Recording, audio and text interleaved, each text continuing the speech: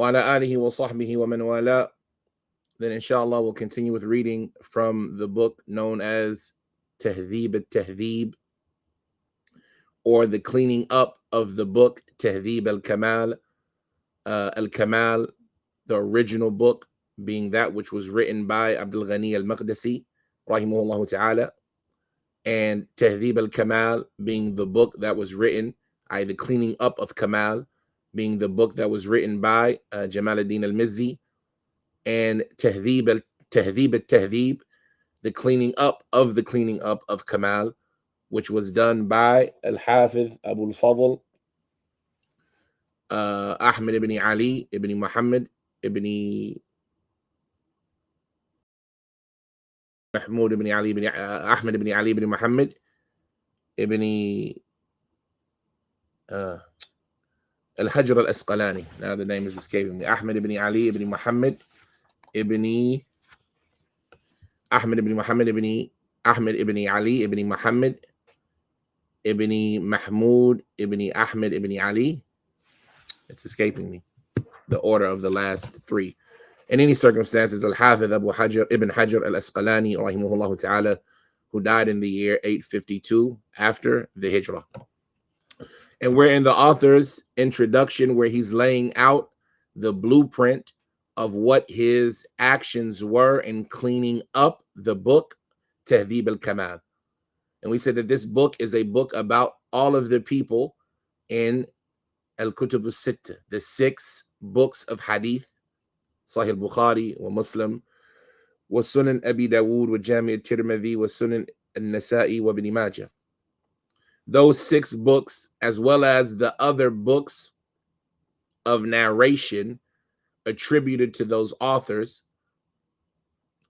then the individuals mentioned in the asanid, or the chains of those books, then in this book there is a production or a producing, a displaying of the grade of those individuals, who was reliable, who was less than reliable, who was not reliable, right, who was a liar, etc. And this is used to assist the student in evaluating the chain of the hadith, which allows him to more properly evaluate the grade of the hadith itself, from sahih to hasan to da'if to mawdu'. And the author previously talked to us about some of the steps that he took in cleaning up this book from its previous iterations.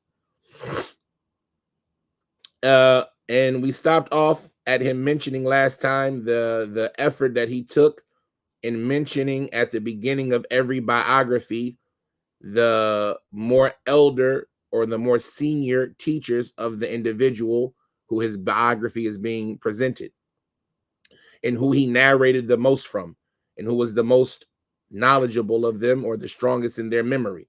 If that was something easy to know, then he would do so.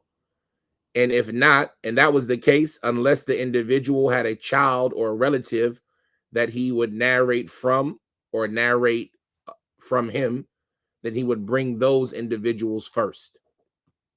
Now, after that, the author, he goes on to say, وَأَحْرِصُ عَلَى أَنْ أَخْتِمَ الرُّوَاةَ عَنْهُ بِمَنْ وُصِفَ بِأَنَّهُ آخِرُ مَنْ رَوَى عَنْ صَاحِبِ التَّرْجَمَةِ وَرُبَّمَا صَرَّحْتُ بِذَلِكَ. From the things that he would mention in the biography of each individual, he says, and I would be diligent or take effort to closing off the biography of any individual with mentioning whoever was described as being the last person to narrate from that individual of that particular biography. And perhaps I might even directly state that statement.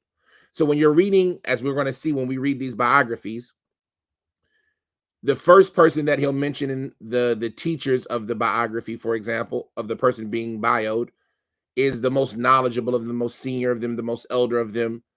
And likewise in the students, the same fashion, unless it was a family member, then he would go and mention the family members first or the relatives first.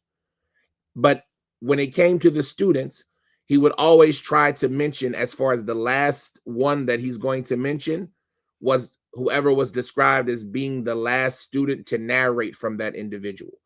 So you could know that if somebody is after this level of person, then it's unlikely that this person actually met the person that they're narrating from. Because if he's going to mention the last known student of an individual, then that means those who came after that individual most likely aren't from the students of that individual that is being narrated on. Now, so that's what the conclusion of what he mentions. Oh no, it's not. He says, وَأَحْذِفُ كَثِيرًا مِنْ أَثْنَاءِ التَّرَاجِمِ. Now, that's the conclusion of what he mentions about how he's going to present the teachers and the students in the biographies. Because as we mentioned before, Al-Mizzi, rahimahullah ta'ala, he tried to gather as many, if not all, of the students and the teachers in the biography of the individual, and he would lay them out in alphabetical order. But Ibn Hajar is going to erase most of that. He's going to get rid of most of that and restrict himself to what was mentioned previously as it relates to mentioning the students and the teachers of the individual being bioed. Now he's going to talk about something else that he does in the biographies of the individuals to clean up some of what was done previously. He says, وَأَحْذِفُ كَثِيرًا مِنْ أَثْنَاءِ التَّرَاجِمِ إذا كان الكلام المحذوف لا يدل على توثيق ولا تجريح ومهما ظفرت به بعد ذلك من تجريح وتوثيق ألحقته. He says, and I also leave off a lot of what is mentioned during the biography if the statements that I leave off don't give any direct connection to approving of the person or criticizing them. Right? From the things that Mizzi did, he would mention in the biography of the person some of their high qualities, some of their manaqib, some of their virtues and their positions and the things that they did in Islam. And although those things are beneficial, and that's one of the good things about Al-Mizzi's book, in addition to the chains that in addition to the biographies, the teachers and the students that he mentioned, these are some of the things that why the student still needs Al-Mizzi's book. Why the student still needs Al-Mizzi's book is because Ibn Hajar's book doesn't have that information. But those qualities and virtues and actions that are praiseworthy in Islam, they don't necessarily show the reliability or the criticism levied against the individual in a way that can help one determine if they are reliable or not. And so Ibn Hajar is saying, I've removed all of the statements that don't directly assist us in determining reliability or lack thereof. Because this book is a book about determining the grades of the people. And it's not a book about biographies, right? And that's why we said we went back and forth trying to decide what book should we use. Should we use a book that is more about biographies and more about the lives of the individuals? Or should we use a book that is more about the grading of the people? And since our goal is narrations, we figured to use the book that deals with the narrations and also has an aspect of biographies rather than just focusing on strictly the biographies. So that's what Ibn Hajar is saying. He dropped off any statements from Al-Mizzi or Al-Maqdisi, for that matter, that don't have any direct relationship to approval or criticism. But he says, and whatever I was able to find from statements besides that do include affairs of criticism or approval, I have added those statements. So he took something away, but he's also added something as well. He says, وَفَائِدَةُ إِرَادِ كُلِّ مَا قِيلَ فِي الرَّجُلِ مِنْ جَرْحٍ وَتَوْثِيقٍ تَظْهَرُ عِنْدَ الْمُعَارَضَةِ.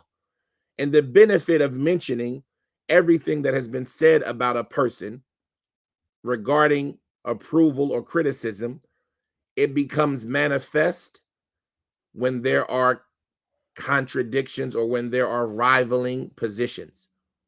When there are multiple positions about an individual, then knowing the abundance of praise or the abundance of criticism, it helps an individual make a better grade or give a better grade of that person's reliability or lack thereof. He says, وَرُبَّمَا أَوْرَدْتُ بَعْضَ الْكَلَامِ الْأَصْلِ بِالْمَعْنَى مَا اسْتِفَاءِ الْمَقَاصِدِ. He says, and perhaps I mentioned some of the original statements in meaning, not verbatim, but only by meaning, as long as they still had the same intent. And perhaps وَرُبَّمَا زِدْتُ أَلْفَاظًا يَسِيرًا فِي أَثْنَاءِ كَلَامِهِ لِمَصْلَحَةٍ فِي ذَلِكَ. And perhaps I've added some statements, small statements, during the original's statements, if there was a benefit in doing so. And we did read this last time, but let's continue. He says, وأحذف كثيرا من الخلاف في وفاة الرجل إلا لمصلحة تقتضي عدم الاختصار. He said, and I have also left off a lot of the disagreement regarding the death of the individual, unless there is a benefit that necessitates us not being brief. He says, ولا أحذف من رجال التهذيب أحدا بل ربما زدت فيهم من هو على شرطي. He says, and I did not remove any of the people of Tahdheeb from this book. Any of the people that were mentioned in Tahdheeb, I didn't remove them out of the book. Even though this is a cleaned up, summarized version, I didn't take any of the people out. He says, instead, I might have added people who were on the condition or who did meet the qualifications of being mentioned in the book. And that's because Al-Mizzi himself, he had removed some people from the original book, Al-Kamal. But Ibn Hajar, he added those people back and anybody else who should have been mentioned. And so this is a benefit. And this is why we call it a cleaning up and not a summarization. Because he has added things and fixed things in addition to simplifying the original work. He says, فَمَا كَانَ مِنْ تَرْجَمَةٍ زَائِدَةٍ فَإِنَّنِي أَكْتُبُ اسْمَ صَاحِبَهَا وَاسْمَ أَبِيهِ بِالْأَحْمَرِ. And so whatever was from those added biographies, then I will write the name of the person being bioed as well as his father in red ink.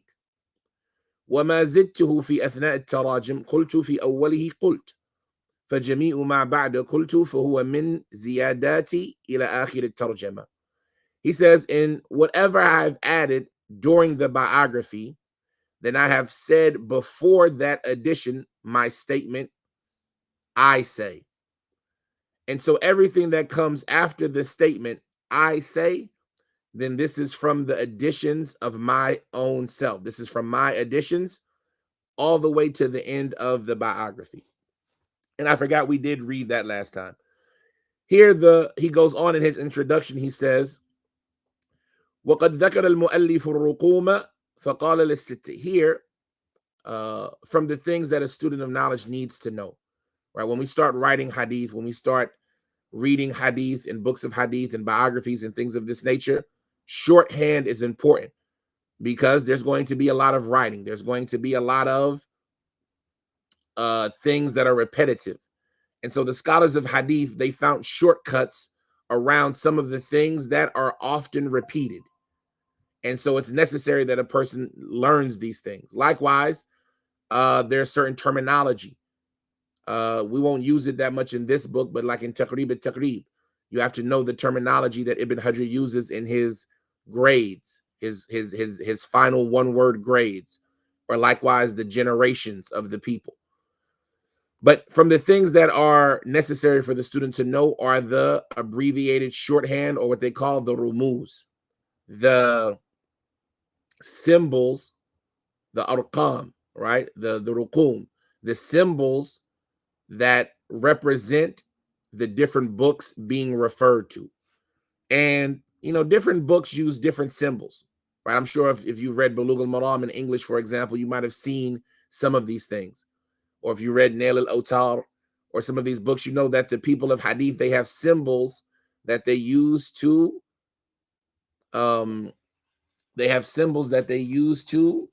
reflect different books. And so here Ibn Hajar is going to mention the symbols that are used in this book and what they represent. So he says that وَقَدْ ذَكَرَ الْمُؤَلِّفُ الرُّقُومِ فَقَالَ لِلسِّتَّةِ عَيْنٍ. The author mentioned the symbols, i.e. al-Mizzi, he mentions the symbols that he's going to use in this book, and Ibn Hajar is going to use those same symbols. And so he mentions for the 6 books, the letter Ain. So the letter Ain represents Kutub al-Sitta, Bukhari, Muslim, Abu Dawood, Tirmidhi, Nasa'i, and Ibn Majah. Those actual 6 books, right? The letter Ain represents the 6 books. And if the person is in the 6 books, I say, if the person is in the 6 books, it doesn't mean that he's not in any of the other books of the author, but there's no reason to mention him here because he's in the main book of the author. And so you might see that he'll say Ain, but he won't mention Bukhari and Adab al-Mufrad, for example, or Bukhari and Khalq Af'al al-Ibad, because there's no need to mention the person is in Adab al-Mufrad if he's in Sahih Bukhari. It's only a need to mention that he's in Adab al-Mufrad if he's not in Sahih Bukhari. And so that's something to pay attention to, because the person might ask, well, when he mentions Ain, is he referring to all of the books of the author and all of the different books? No, he's only referring to the 6. But that doesn't mean that that person isn't in any of the other books that are outside of the 6. It just means that since the goal was to know the people of the 6, there's no need to mention the secondary books in that regard. He says the author, he mentioned the letter Ain for the 6 books. Walil arba'ah, the number arba'ah. For the 4 books, he wrote the number 4, i.e. the 4 books being Sunan Abi Dawood and Jami' al-Tirmidhi, Sunan al-Nasa'i, and Sunan Ibn Majah. These are known as the 4 books. And so if the person that is being bioed is only found in the 4 books, i.e. not Bukhari and Muslim, then the symbol for that person would be a number 4. He says, Walil Bukhari kha, Wali Muslim mim, Wali Abi Dawood dal, Wali Tirmidhi ta, Wali Nasa'i sin, Wali Ibn Majah qaf. Here are the symbols for the individuals of the 6. He says, and for Bukhari, there is a kha. So if you see the symbol kha, then this represents that that person's narrations can be found in Bukhari. And for Muslim, a mim. And for Abu Dawood, a dal, the letter dal. And for Tirmidhi, the letter ta. And for Nasa'i, the letter sin, right? And it's not noon. Some people, use the noon to represent Nasa'i, but in this book, the letter that represents Nasa'i is sin. He says, and for Ibn Majah, the qaf, right? The letter qaf. And this might confuse people. Where's the qaf at in Ibn Majah? It's because Ibn Majah was from a town known as Qazwin. And so to avoid using the meme or the jim that can look like a kha, right? They use the letter qaf to represent where he was from, i.e. Qazwin. And that's why Ibn Majah's symbol is the letter qaf. He says, وَلِلْ بُخَارِ فِي التَّعْلِيقِ خَتْ وَفِي الْأَدَبِ الْمُفْرَدِ بَخْ وفي جزء رفع اليدين يا وفي خلق أفعال العباد أخ وفي جزء القراءة خلف الإمام را. Here he's mentioning the secondary books of Bukhari, books of Bukhari that aren't his Sahih. What are the symbols for those books? He says, and for Bukhari, i.e. in his Sahih, when there's no chain mentioned, right? A ta'liq is a hadith that Bukhari doesn't mention the beginning of the isnad, but jumps directly to a certain position in it, right? And there's a science about those that, we won't talk about right now, but that's something that one needs to know about the hadith that Bukhari brought without a chain. But if Bukhari brought the hadith without a chain in his book, and this person is mentioned in that type of narration, then the symbol for that person would be khat, a kha and a ta written together. And if the person can be found in the book of al-Bukhari, Adab al-Mufrad, al-Adab al-Mufrad, which is a book besides Sahih Bukhari, then the symbol for that person is Bakh, a ba and a kha. The ba for Adab and the kha for Bukhari. Adab al-Mufrad, the symbol for that is Bakh. And if the person can be found in the book of Bukhari known as Juz, Raf al-Yadain, the small book that deals with the topic of raising one's hands in Salat, it's a book by Bukhari known as Raising the Hands in Salat, then the symbol for that person is Ya. Right? The symbol for the person who can be found in that book is Ya. وَفِي خَلْقِ أَفْعَالِ الْعِبَادِ. Likewise, Al-Bukhari has a book known as The Creation of the Slave's Actions, a good book in Aqidah, the hadith that prove that the actions of the slave are creations of Allah. He says, so if the person's being bioed can be found in the book Khalq Af'al al-Ibad, the creation of the slave's actions, then the symbol for that is Akh, not Akh with a Hamza, but Akh with a Ain, an Ain, Kha, Ain for Af'al and or Ibad, and likewise a Kha for Bukhari. He says, and if it is found in the book known as Al-Qira'ah Khalf al-Imam, the small book that Bukhari wrote dealing with the topic of should one recite behind the Imam, recitation while being led in Salat, should one recite behind the Imam? He says, then the symbol for that individual is a Ra, the letter Ra. After Bukhari's secondary books, he says, Wali Muslim fi muqaddamati kitabihi maq. The secondary book of Muslim isn't really a secondary book, but it's Muslim's introduction. In Sahih Muslim, there is a portion of the book that is Muslim's introduction. The hadith in that book are not necessarily upon Muslim's condition in his actual book, because the introduction is like a secondary work. So if a person can be found in that section, but not in the rest of Sahih Muslim, then the symbol used to represent such a person is maq. He says, Wali Abi Dawood fil marasil mad, wa fil qadr qad, wa fil nasikh wal mansukh khad, wa fi kitab al-tafarrud fa, wa fi fadail al-ansar sad, wa fil masail lam, wa fi musnad Malik kad. Here he mentions the secondary books of Abu Dawood. And you notice that there are a lot of books here that are going to be mentioned for Abu Dawood.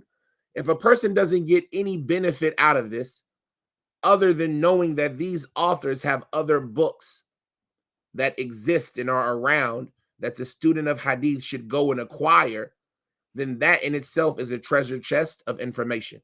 The fact that these authors that we know and value have these other books means that a student should go out and acquire these books. So he says that if the person being bioed is in Abu Dawood's book known as Al-Marasil, his book that deals with those unconnected hadith, which some of them say is a part of his sunan, and others say it's a separate book. But if the person's being bioed can be found in that book, then the abbreviation for them is Med, Mim Dal. And if they can be found in Abu Dawood's book that is known as Al-Qadr, right? And some of them say it's part of his sunan as well, then the abbreviation for that is Qaf Dal.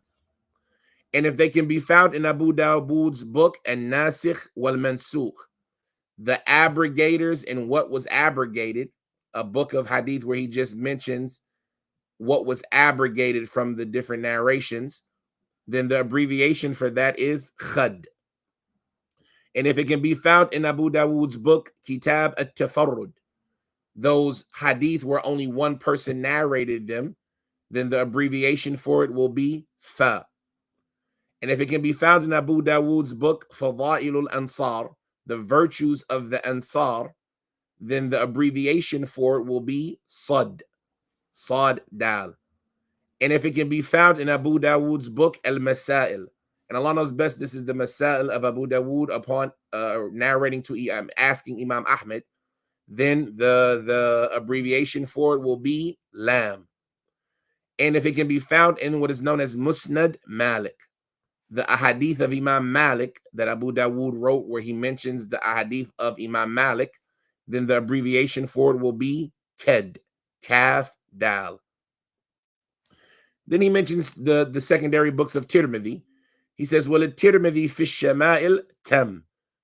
And for a Tirmidhi, if the person being bioed is in a Tirmidhi's book known as a Shama'il or Shama'il al-Muhammadiyah, right? The qualities of the Prophet Muhammad sallallahu alaihi wasallam, where the Tirmidhi mentioned some of the physical and non-physical qualities and characteristics of the Prophet sallallahu alaihi wasallam, then the abbreviation for that book is Tam, Ta-Meen.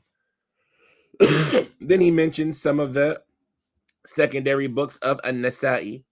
He says, وَلِلنَّسَاءِ فِي الْيَوْمِ وَاللَّيْلَةِ سِي وَفِي مُسْنَدِ مَالِكِ كُن وَفِي خَصَائِصِ عَلِي صَاد وَفِي مُسْنَدِ عَلِي عَس. So he says, and for Nasa'i, in his book, The Day and the Night, i.e. actions or the dhikr and the dua that are mentioned in the day and the night, the abbreviation for that book is Si, a sin and a ya. And in Nasa'i's book that he wrote called Musnad Malik, where he mentions the hadith of Malik, his abbreviation or the abbreviation for that book is Kun, Kaf Nun. Wafi Khasa'isi Ali. And in the book of An-Nasa'i that deals with the exclusive qualities or the unique qualities of Ali, radiyallahu ta'ala an, then he says the abbreviation for that book is Sad. And he also has a book known as Musnad Ali, the ahadith of Ali, the ahadith that were narrated by Ali. The abbreviation for that is As, Ain Sin. Well, Ibn Majah, now he's mentioning the abbreviation for the secondary books of Ibn Majah. He says, and for Ibn Majah, well, Ibn Majah fi tafsir faq. Ibn Majah has a book in tafsir where he gathers the narrations that deal with tafsir. The abbreviation of it is faq or fa qaf. Now, so that's the end of the abbreviation list. And the individual needs to know that because he needs to know what narrations are being referred to, or what person or what book the person is in that is being bioed, what book the person that is being bioed is in. He says, هذا الذي ذكره المؤلف من تواليفهم وذكر أنه ترك تصانيفهم في التواريخ عمدا لأن الأحاديث التي تورد فيها غير مقصودة بالاحتجاج. He says that so these are what was mentioned by the author regarding the secondary works or the other works of these individuals. And the author, i.e. Al-Mizzi, he mentioned that he left off the books that deal with history by these people on purpose. When they talk about the books of Tariq or the books of history, classically, what they're referring to are the books of people, right? Bukhari has a book of people known as the Big History. And he has another one, Tariq al-Kabir and Tariq al-Saghir and Tariq al-Awsat, where he's bringing the biographies of individuals, historical figures, so you can know who they are and use that information to grade their narrations. Al-Mizzi, he said that he left off the books of these individuals that deal with history and historical figures on purpose. So these authors have other books that Mizzi didn't mention on purpose. He says, and this is because the hadith that are bought, that are presented in the books of history, they're not presented to be used as a proof.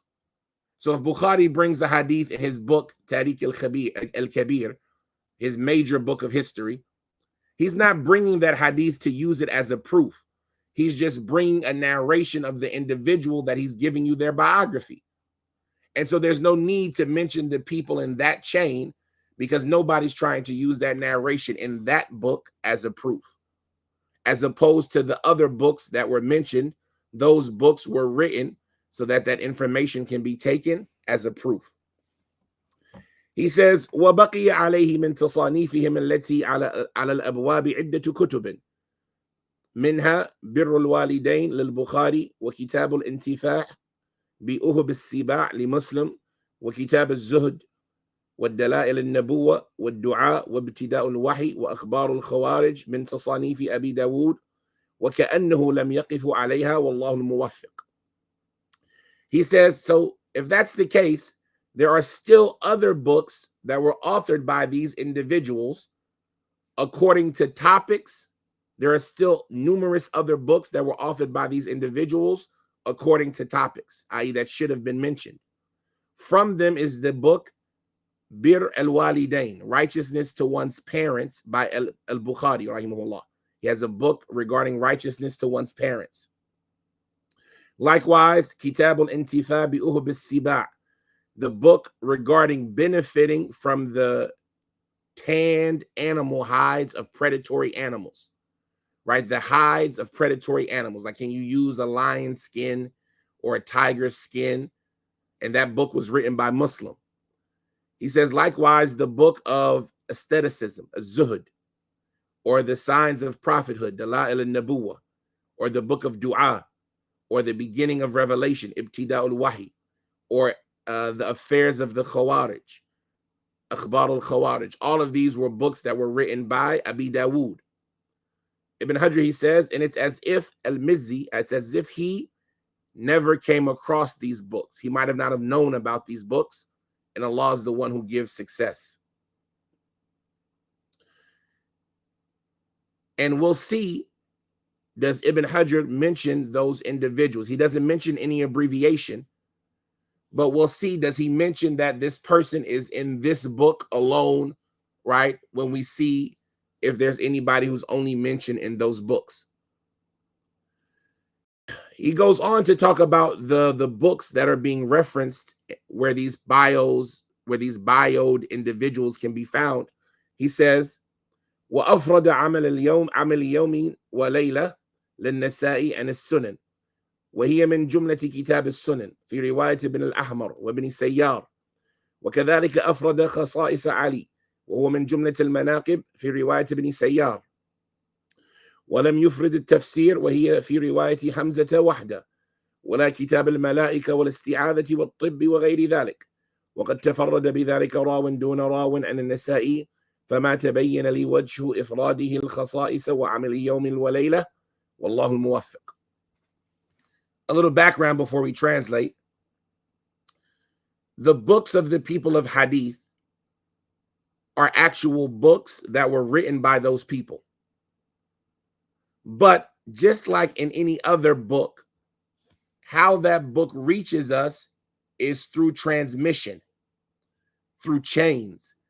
The student of that individual heard the book and then told it to his student, who told it to his student, and like that. And so we see that the books of Hadith have multiple versions. There's multiple versions of Bukhari. There's multiple versions of the Muwatta. There's multiple versions of the Sunan of Abi Dawood, the Sunan of Nasa'i. And all of those versions, because the authors would sometimes add or sometimes remove, sometimes a student would miss a portion and other times be present for a portion, we find that those versions will have differences. And so here the author is going to talk about some of the differences in these versions regarding the categorization that Al-Mizzi made for the books that are going to be referenced. And so he says that Al-Mizzi, he singled out the book Amal Yawm wa Layla by An-Nasa'i from the book of Nasa'i known as As-Sunan. So An-Nasa'i, he has a book known as As-Sunan. In reality, An-Nasa'i has two books known as As-Sunan. He has As-Sunan Al-Kubra and As-Sunan As-Sughra.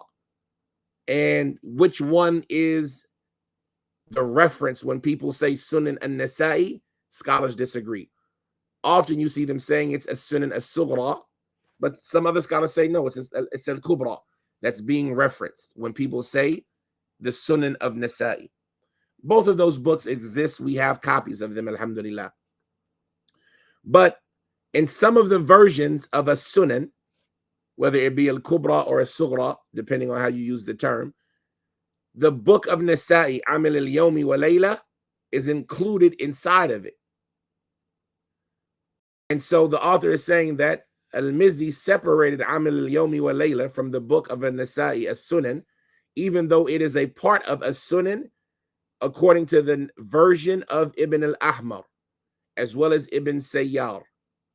Likewise, he singled out the book, the Khasa'is of Ali, the unique qualities of Ali, even though it is part of the chapter of virtues that was reported by Ibn Sayyar.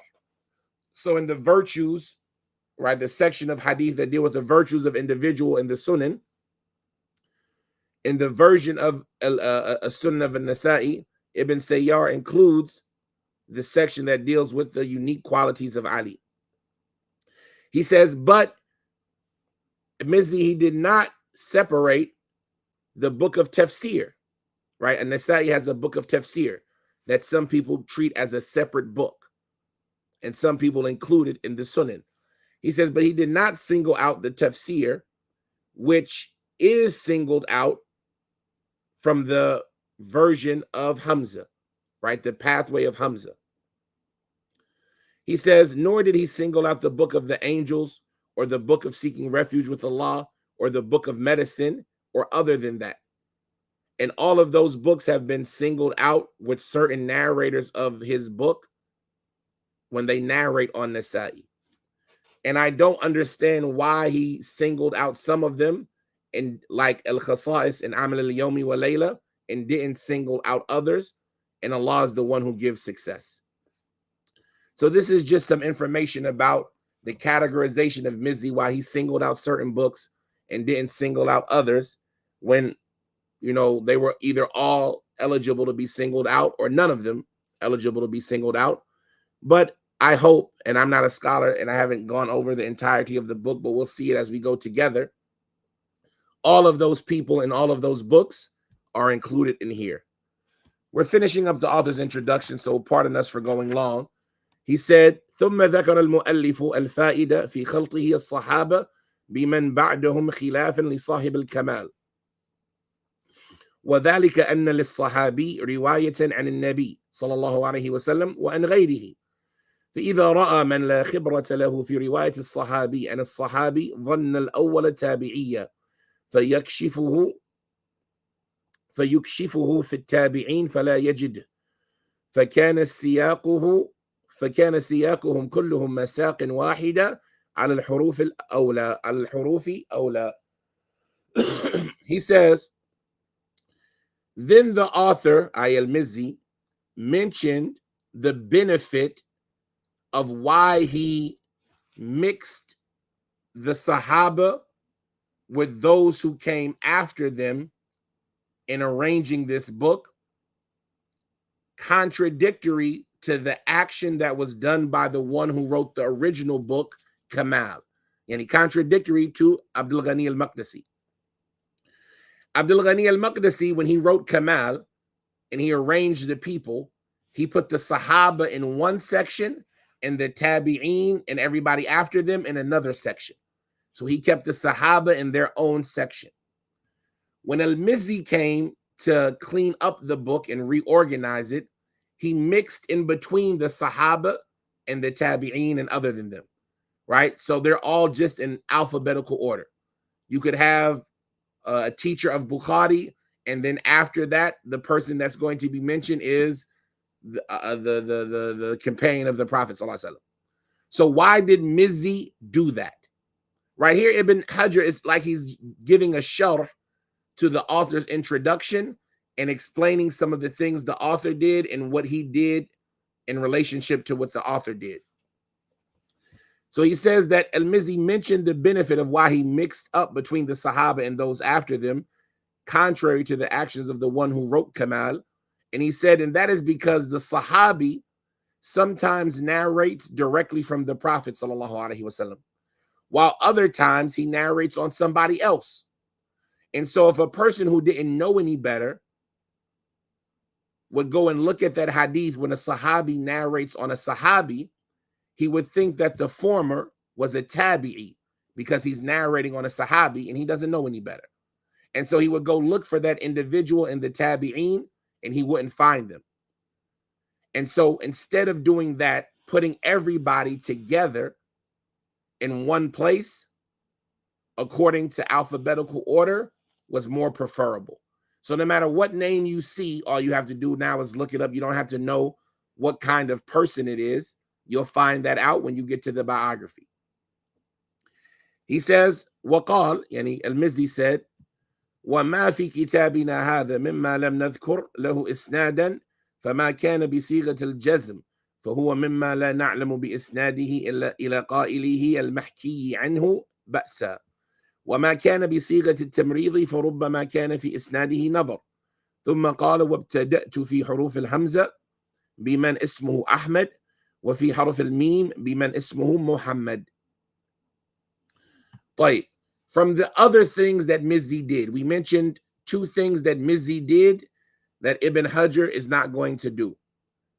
He's not going to try to get all of the teachers and all of the students.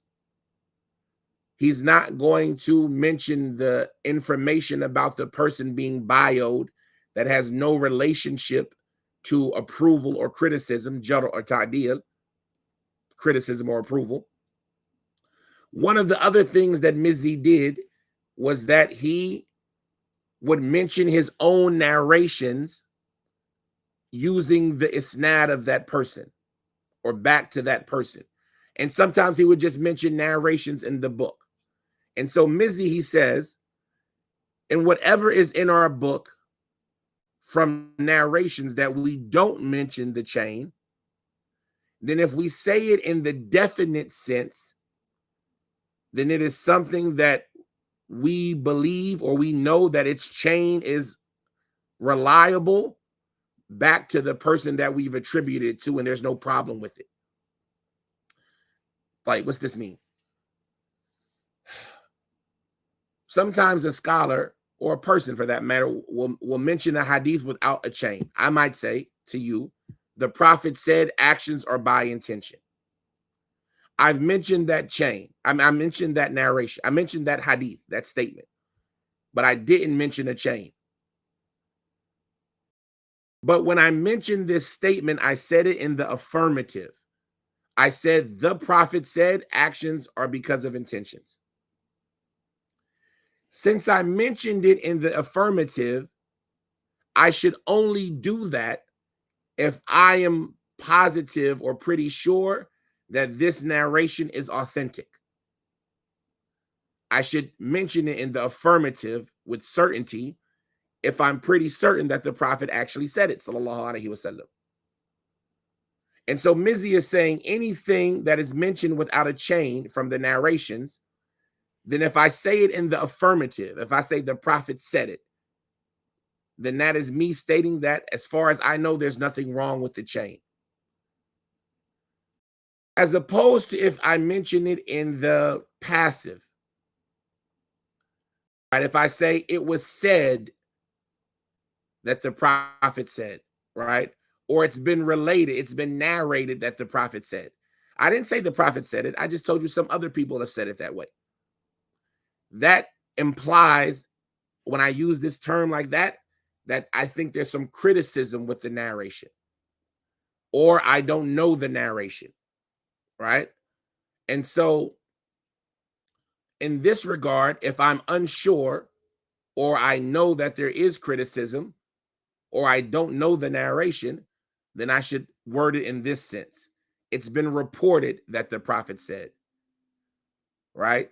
And this is in the passive sense.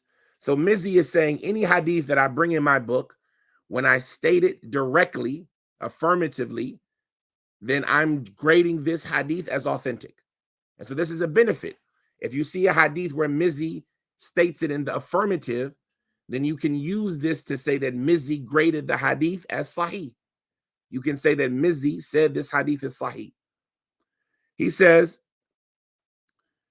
but whatever was with a passive expression, then perhaps in its chain there is some criticism, right? And so if it was said passively, then it's something that an individual needs to stop and look and research. Maybe there's something wrong with it. And from the people who did this in their book was Bukhari. When Bukhari would mention a narration, if he said it affirmatively, then it's authentic. While if he said it passively, it could be, it doesn't guarantee, but it could be that the narration has some weakness in it. And when we say authentic or weak, we're saying authentic or weak to the person that they first mentioned. So if I say that Ibn Umar said that the Prophet said, then I am stating that it's authentic to Ibn Umar, because that's the first person I mentioned. While if I say it's been said that Ibn Umar said that the Prophet said, I'm saying that there's criticism of it up to Ibn Umar. Now, so that's some of what he talks about regarding the way that he mentions the hadith in this book, if he mentions the hadith. And that's a benefit in this topic. Now he goes on to mention the organization of how he arranged the people. He says, وَابْتَدَأْتُ فِي حَرْفِ Hamza. And I started with the letter Hamza, right? And this is a benefit. Most people, when they do the alphabet, they say alafun, ba, ta'un, tha. The first letter is Hamza, abjad, right? The first letter is Hamza, not alif. Alif doesn't make a sound. Alif always has a sukoon. The letter is Hamza. And so the author, he said, I began with the letter Hamza, and with those who their name is Ahmed.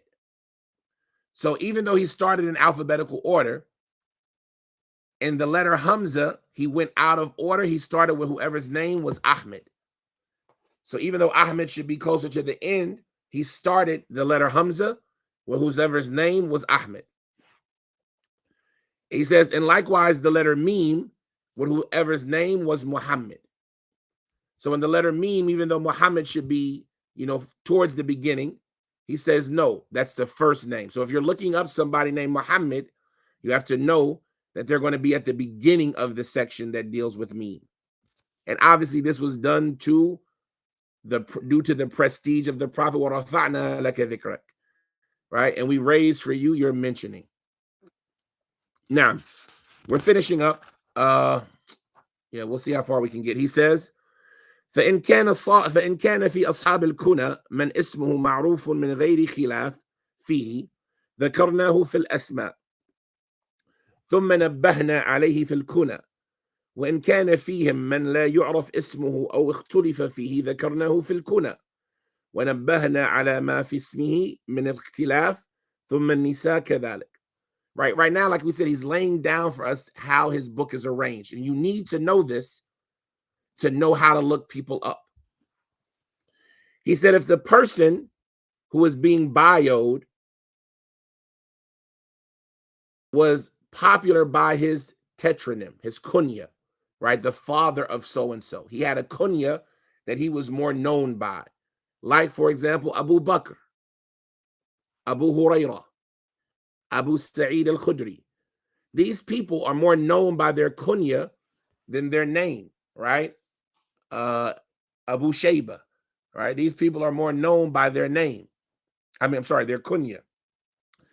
So he says if the person who is being bioed was one who was known by his kunya, but his name was known, right? We know what his name was, and there was no ikhtilaf. Then I'll mention him in the section that deals with the names. Right, so Ibn Hajar, he broke the book up, or Mizzi before him, and like that you have the people that go by their names, then their kunyas, then the unidentified people, and then the women.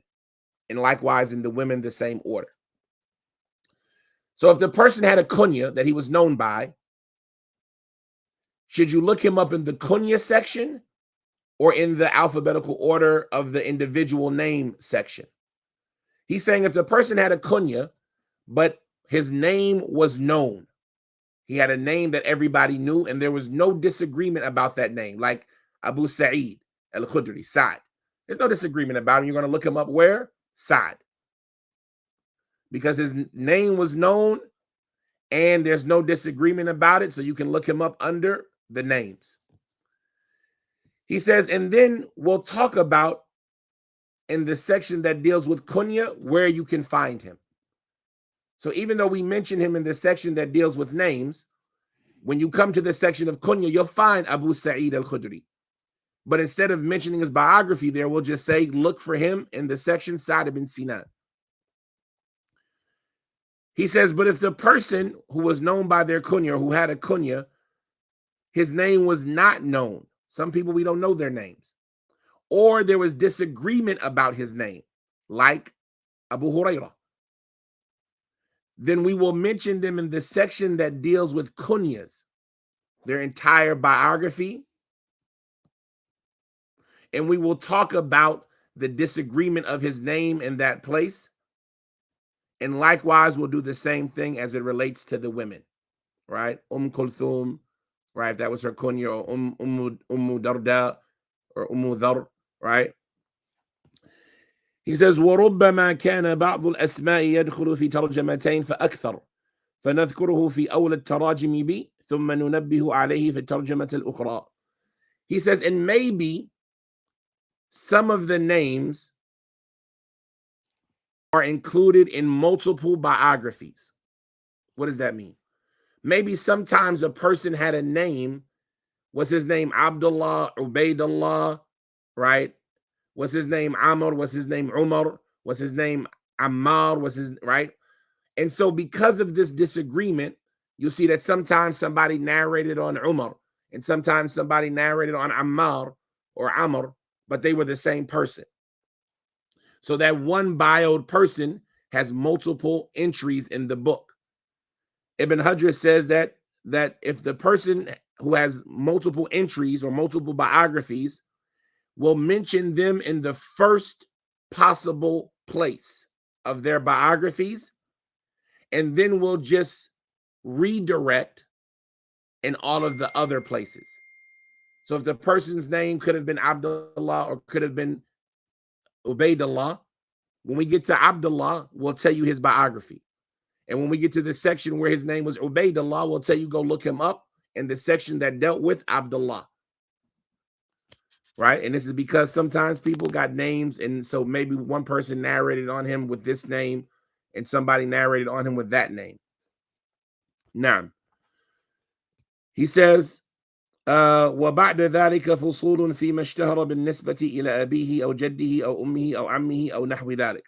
He says, and then after the tetronyms, after the kunyas, there's a section that deals with those who are famous because of who are famously attributed to their fathers or their grandfathers or their mothers or their uncles, etc.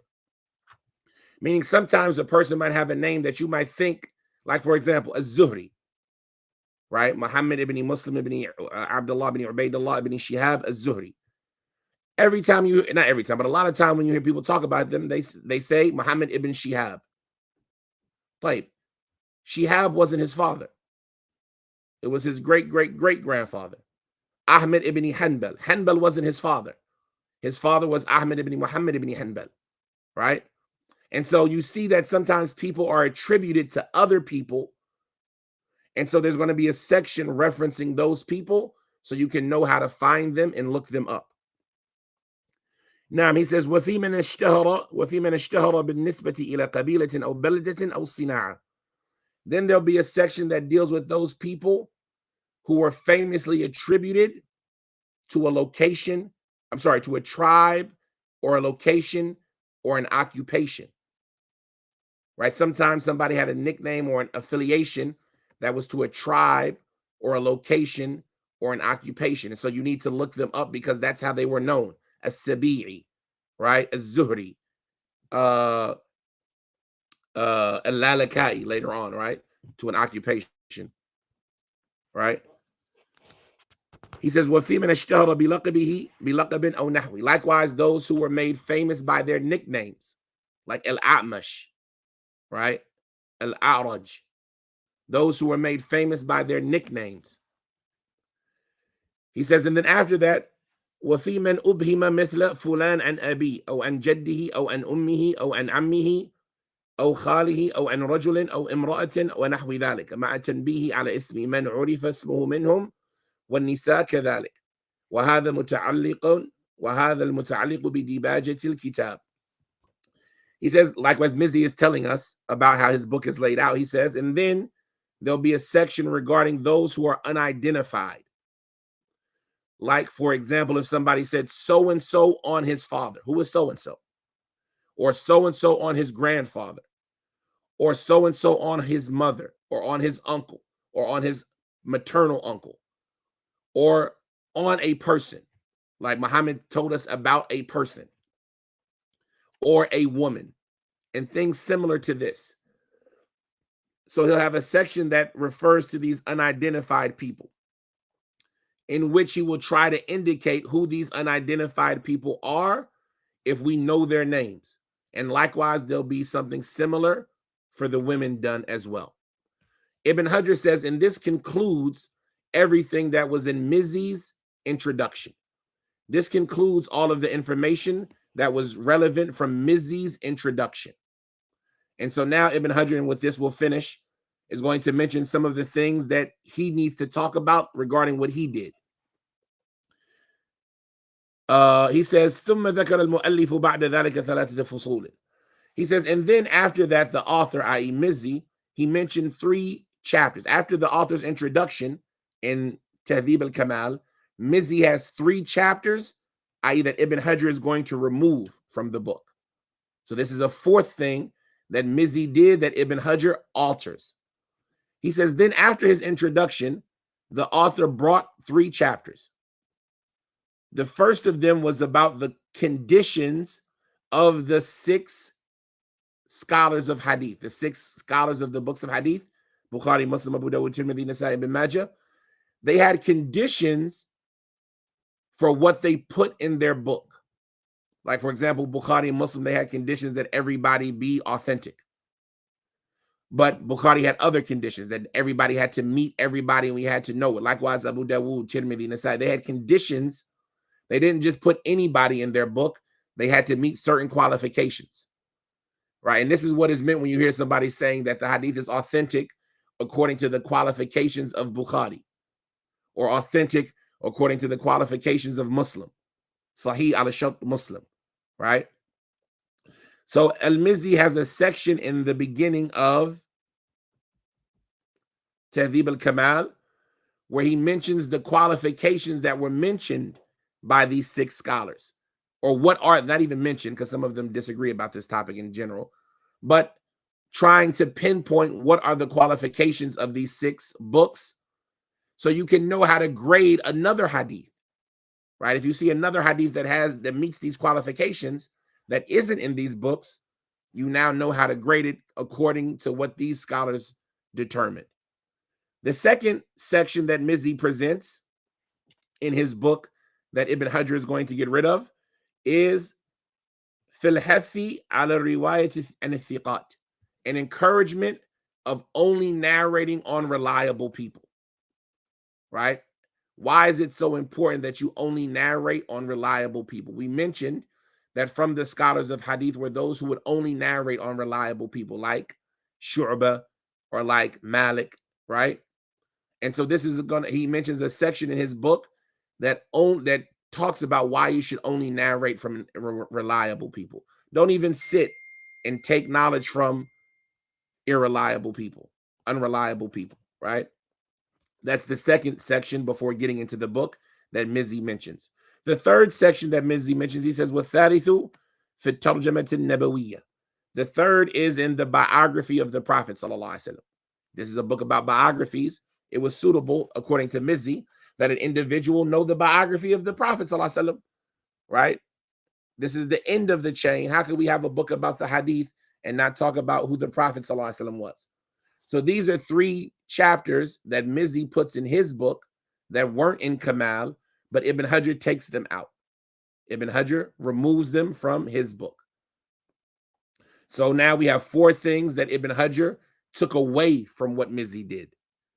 He took away trying to gather all of the teachers and the students. He took away all of the information that didn't deal with criticism or approval. And he took away all of the independent narrations back to the person being bioed. And he took away these four or these three chapters from the beginning of the book. Like, why did he take away these chapters? Ibn Hajar, he says, أما الفصلان الأولان فإن الكلام عليهما مستوفا في علوم الحديث. As far as the first two chapters, then I removed them because you can find all of that information in books that deal with the science of hadith. Mustalah al-hadith, you can find the conditions of the 6 imams. You can find the importance of narrating on reliable people. Why do we need to put that in a book about criticisms and approvals? You can find it in another book. Go get it there. We don't need it here. That's going to make the book big for no reason. He says, وَأَمَّا تَرْجَمَةُ النَّبَوِيَّةِ فَلَمْ يَعْدُ الْمُؤَلِّفِ مَا فِي كِتَابِ ابْنِ عَبْدِ الْبَرِّ. As far as the biography of the Prophet ﷺ, why I got rid of it? Well, there's multiple reasons. One, the author, he only presented the information that was mentioned by Ibn Abdul Barr in his book. Right? Ibn Abdul Barr, he has a book known as Al-Inbah ala Qaba'il al-Ruwa, where he mentions some of the biography of the Prophet ﷺ. And Ibn Hajar is saying that Al-Mizzi, he doesn't mention anything else more than what is in that book, Al-Inbah. Allah knows best. Mizzi mentions a lot more than what you can find in Al-Inbah. So maybe Ibn Hajar meant a different book, but it doesn't seem so. And if that's the case, then Mizzi mentioned a lot more than you can find in Al-Inbah. So that's just being fair to Mizzi. He mentions a full biography of Ibn Hajar, while Ibn Abdul Barr in Al-Inbah, he doesn't mention as much detail as Mizzi does. So there's a lot of good benefit in Mizzi's biography of the Prophet ﷺ. It's a lot of the good benefit there. That's one reason why Ibn Hajar left it off. He says, secondly, وَقَدْ صَنَّفَ الْأَئِمَّةُ قَدِيمًا وَحَدِيثًا فِي السِّيرَةِ النَّبَوِيَّةِ عِدَّةً مُؤَلَّفَاتٍ مبسوطات ومختصرات فهي أشهر من أن تذكر وأوضح من أن تشرح ولها محل غير هذا يستوفى الكلام عليها فيه إن شاء الله تعالى. He says that, and indeed, another reason why I left it off is that the scholars, the imams, past and present, have written numerous works about the Prophet's biography, some of them large and some of them abbreviated. And they are more famous than needing to be mentioned. They're more popular than me needing to mention what they are. And they are clearer than me needing to explain what they are. And they all have their own place that talking about them is suitable, inshallah ta'ala. Meaning they don't need to be talked about in this book. There's a whole separate genre, a whole separate field of study that deals with the biography of the Prophet. So we don't need to put it in this book of criticism and approval. So that deals with what Ibn Hajar removed. Now he's going to talk about some more of the things he added.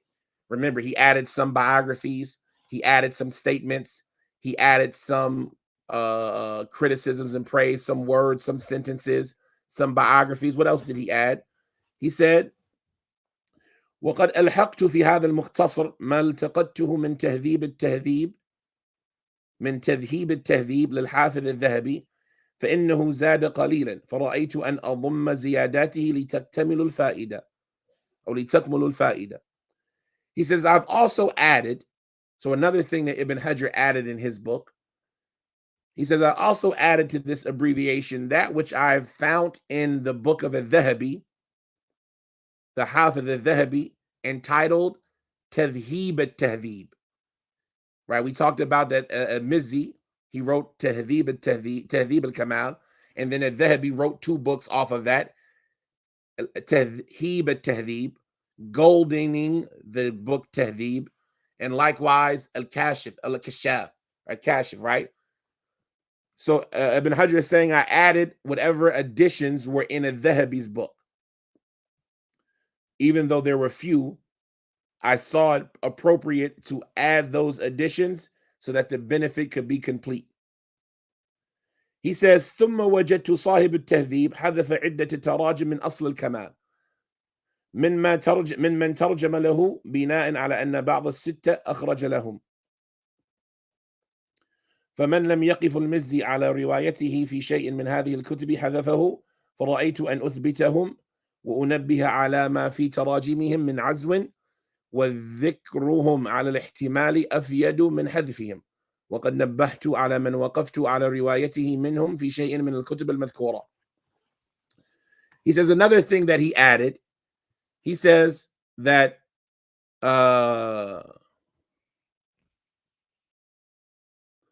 then additionally, I saw that the person who wrote Tahdheeb, Mizzi, he had removed some biographies from the original book, Al-Kamal, from those individuals who, Ibn Abdul Wahid al-Maqdisi, Abdul Ghani al-Maqdisi, from those individuals that he had included in the original book under the assumption that they were in the 6 books. But Mizzi couldn't find any of their narrations in the 6 books, so he removed them because the book is supposed to be about the 6 books, and these people weren't in the 6 books. Ibn Hajar says, so in my opinion, I saw fit to re-add them and to point them out during their biographies. And I would mention, and I did this because mentioning them is more beneficial than leaving them off. Even if they're not in the 6 books, why leave them out? This is still a biography that we can benefit from. He says, and with that, I've also indicated those who I was able to find some of their narrations in the 6 books, or those books that were mentioned outside of the 6. So he added back these biographies. He says, and this is the last paragraph, or last 2, if you want, small paragraphs. He says, وزدت تراجم كثيرة أيضا التقطتها من الكتب الستة من ترجم المزي لنظيرهم تكملة للفائدة أيضا. He says, and I've added as well other biographies, a lot of other biographies that I have found in the 6 books from those that Mizzi gave a biography to somebody similar to them in order to complete the benefit. And Allah knows best. What he means here is that there are other individuals who their names are similar to the people in the 6 books, but they're not from the people of the 6 books. And so Ibn Hajar, Mizzi added some of those people, and Ibn Hajar saying, I've added other people like that as well. People who you just need to know that this isn't the one in the 6 books. They're 2 different people. So Ibn Hajar added some more people like this. He says, وَقَدْ انتفعت في هذا الكتاب المختصر بالكتاب الذي جمعه الإمام العلامة علاء الدين المغلطاي على تهذيب الكمال مع عدم تقليدي له في شيء مما ينقل وإنما استعنت به في العاجل وكشفت الأصول التي عز النقل إليها في الآجل فما وافق أثبت وما باين أهملت فلو لم يكن في هذا المختصر إلا الجمع بين هذين الكتابين الكبيرين في حجم لطيف لكان معنى مقصودا وهذا مع زيادات التي لم تقع لهما والعلم مواهب والله الموفق. This is the last thing that he mentions. He adds, he says, and I've also benefited in this abbreviated book from the book that was gathered by the Imam al-Allama Alauddin al-Mughlatai. Right? Alauddin al-Mughlatai, he wrote a book cleaning up Tahdheeb as well, and like reproaching it from some aspects that he entitled Takmila or Ikmal. Ikmal. That he called Ikmal al-Tahdheeb, right? Completing Tahdheeb. And Ibn Hajar saying he added the benefits, or he used that book for benefit as well. But there are criticisms against the book of Mughlatai, that he made a lot of errors in what he said in it. And so Ibn Hajar, even though he used Mughlata's book, he wants to clarify that he didn't fall into the same errors. So he said, even though I did not blindly follow him in any of those matters, anything that Mughlatai said in his book, I didn't just take it, right? Like At-Tahdheeb, the additions that At-Tahdheeb mentions, I just added those additions. But as far as Mughlatai, when he said something, I didn't just take his information regarding what he transmitted, but instead I used him as a resource in the advanced sense. And then I went back to his foundations and transmitted from where he transmitted from when there was more time. Meaning I used it as a stepping stone to know where to go and look for other things. And then I went back to those other things and took it directly from those sources. I like to use this as an example nowadays regarding the book or regarding the website Islam Q&A. Right? We all know the condition of the person who is the overseer of that website. Right? He's an individual who has some issues in his minhaj. But the website, the website is abundant, right? As far as in the information that it contains. So should an individual abandon the website because the individual is sorority? Or should he just take everything that's in the website? This example of what Ibn Hajar is talking about here is how I use that website. All right, I use it in a rush to get other sources to go back to. And then when I need it, I go back to those other sources. Right? So you can use that website to see, okay, did Uthaymin say something about it? Did Bin Baz say something about it? And then go back to what Uthaymin and Bin Baz said directly. But as far as just adopting their total jihad and things like that, I don't find myself doing that. But anyway, this is similar to what Ibn Hajar is mentioning here. He would go back to him as a stepping stone, and then he would refer back to those sources. So whatever Al-Mughlataya was right about, I affirmed it. And whatever he was incorrect about, I left it off, meaning I left off whatever additions he had. He says, so if there was no other benefit in this abbreviation of mine, other than the fact that I gathered between these two great books, yani the book of At-Tahdheeb, At-Tahdheeb, as well as the book of Mughlataya, Ikmal At-Tahdheeb, if there was no other benefit in Tahdheeb At-Tahdheeb, except that he gathered between those two books, that would have been enough. If there was no other benefit in this abbreviated book other than I gathered between those two major books in a small size, then this would have been something that was good enough, or like something that was a praiseworthy quality to achieve.